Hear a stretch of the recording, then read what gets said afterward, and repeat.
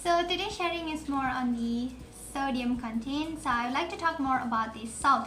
Okay, salt or table salt. Salt are varies with names sodium glutamate, natrium, monosodium glutamate. So these are the few examples of salt names. Okay, so if you want to know whether a particular food product or a food packeted, any packeted foods contain salt or not, it's just that if you find in the label at the back sodium, the word sodium stands for sodium, which is salt. So definitely those products is added with salt. So yeah, in that way you will know that okay, this particular product has salt in it. Okay, why I choose salt as a topic? It is that the concern, National Health Morbidity Service has been conducted that risk of hypertension, which means 6.4 prevalence of 6.4 million of people are with hypertension. So when we look closer at their dietary pattern, it's because of this high sodium consumption.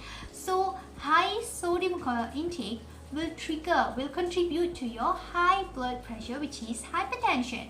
So how we gonna minimize this? Okay, before that, let's take a quick closer on 5 surprising foods that really contributes to this high sodium content. Okay, this is a research that is conducted by Ahmad et al.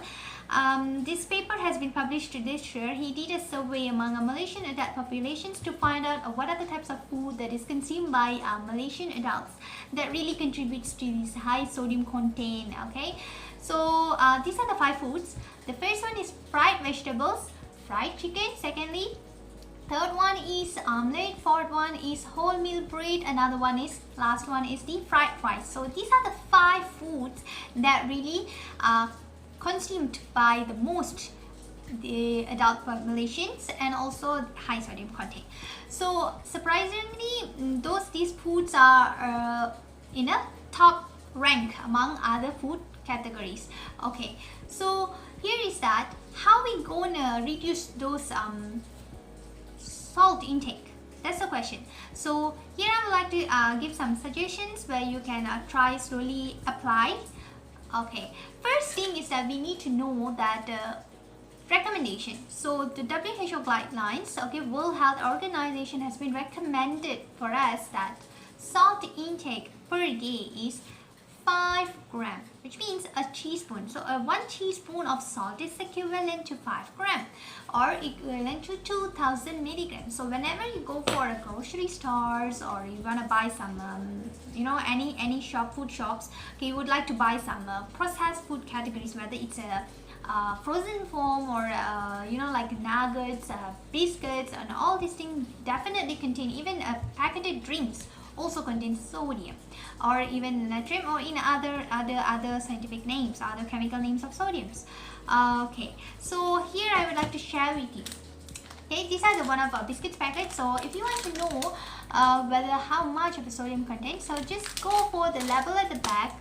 All the nutrition information is given at the label back of your packaged products. So in this way, you're able to know that okay, this particular product is contain this much of sodium. Okay, for let's say here I have a Judy's biscuit. So here let me check for you. So here this biscuit contain like for the per serving, okay, per serving contain 153 milligram of sodium. So if I take this, so I need to minus from 2000 mg, so it's about like 1900 for example. Okay, so let's see, so I just have like those amount of milligram that I'm supposed to take for that particular day balance. So in that way you're able to balance up your salt intake. Okay, that's for your process whenever you choose your processed food or any packaged foods. Okay, secondly is suggested is that okay, if you prefer like home cooked food, yes, start from your home cook is very good. The thing is that we need to diversify a little bit on the cooking style. Okay, let's say those meal that you are prepared, especially mom out there. So if you are preparing curry, okay, or any gravy based meal, then your fried stuffs like vegetables, like fried vegetables, make sure your vegetables make it not add salt, and also your fried chicken, don't add any salt whenever you fry those products, because you're gonna eat those particular 3 dishes together, like you're gonna eat that together. So why not just cut off those two dishes with no salt. Instead, you can make that dishes more flavorful with herbs and spices. Herbs and spices are really help you to make your food much delicious, fresh, taste better, and it also additionally contributes to health benefits. So why not you should try those things and try make the changes. Okay, for starting, yeah, you can try small step like introducing one meal, one dish with no salt at all, and then slowly increase the number of dishes, like 2 dishes you can make without salt. Okay, so in that way you're able to try to incorporate with more alter without salt, just taking more on the fresh herbs and spices. So in that way we able to cut down the sugar, which means the salt content. Okay, so that's the second suggestion. And the third one is that, of course, this is whenever if you're on that particular day, like you're taking like if you're noticing you are taking too much of salt in that day, so you already exceed those 5 gram, or you already exceed that 2000 milligram per day, then please drink a lot of water, plenty of plain water. It must be there to replenish your body water, because too much of salt, it will absorb body water. So that's why it's good to drink a lot of water whenever you take anything like, you know, very salty type of foods, especially pickles, you know, like asams, jaro, all these stuffs here. So these salty products, if it is possible, try to avoid or minimize, like make it as a vacation, like maybe once in a month or twice in a month, that's better.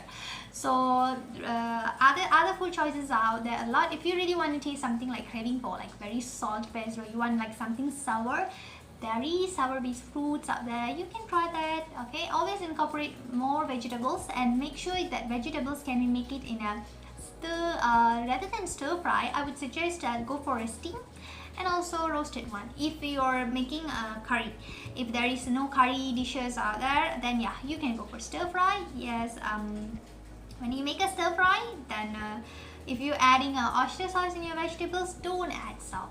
So in that way we are able to balance. Okay, so we're able to balance and we're able to reduce and cut down the salt intake, especially mummies.